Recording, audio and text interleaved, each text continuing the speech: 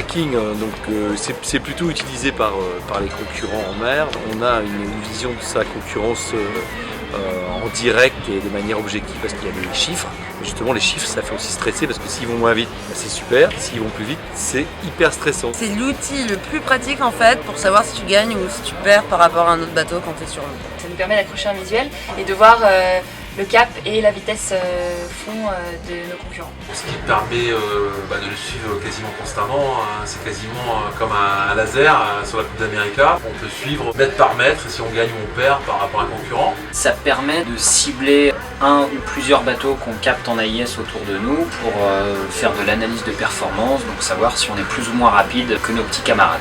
Il suffit de trouver un bateau qui est à côté de nous, on fait un clic droit dessus, là c'est cercle vert, navire AIS, activer tracking. On a la petite case qui apparaît et puis on a pratiquement tout ce qu'il nous faut comme info sur le concurrent, quoi. Bien sûr qu'on conseille, parce qu'on ne peut pas faire autrement. À partir du moment où plusieurs concurrents qui visent la gagne possèdent donc cet outil, tout le monde est obligé de l'avoir. Ah bah c'est pas que tu la conseilles, c'est que forcément les coureurs ils ont envie d'aller plus vite parce que on sait bien qu'en série monotype tout le monde va à la même vitesse, à des petites différences et que les petites différences ça fait énormément.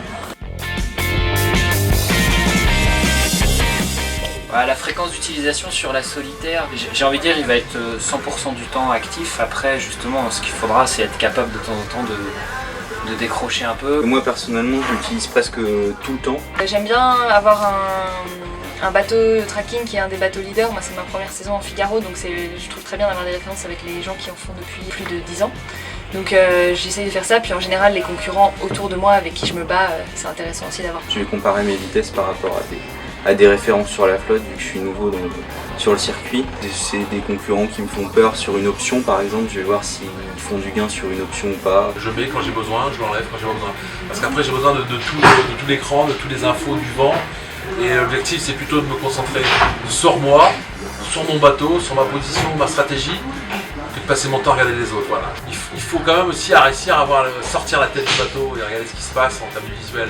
Le fait de trop se concentrer sur l'ordinateur, à la fin on oublie des choses qui se passent à côté. Trop d'infos, tu l'info.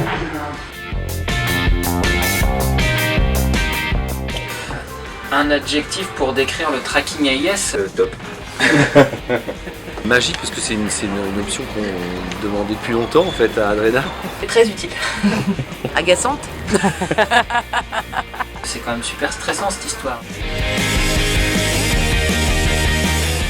La direction de course, notre principale mission c'est de suivre les bateaux et d'assurer la sécurité sur le plan d'eau. Donc à ce titre-là, on a besoin de suivre la flotte. Et ce qui nous arrive très fréquemment, d'activer la fonction tracking. Dès qu'on a un bateau en difficulté ou qui rencontre un problème, aussitôt on active cette fonction, ce qui nous permet en visuel, en premier niveau d'information, d'avoir le vecteur du bateau, ce qui est pour nous la chose la plus importante.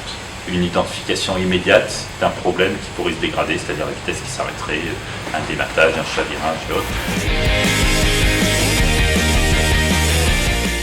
Je crois que c'est validé, oui. Après, il y a toujours des dispositifs qu'on fait évoluer au fil du temps. Ah ouais, carrément validé, ouais. Ah ouais, bien sûr, hein, validé. Ouais, c'est complètement validé. Essayer, approuver. Ah oui, validé.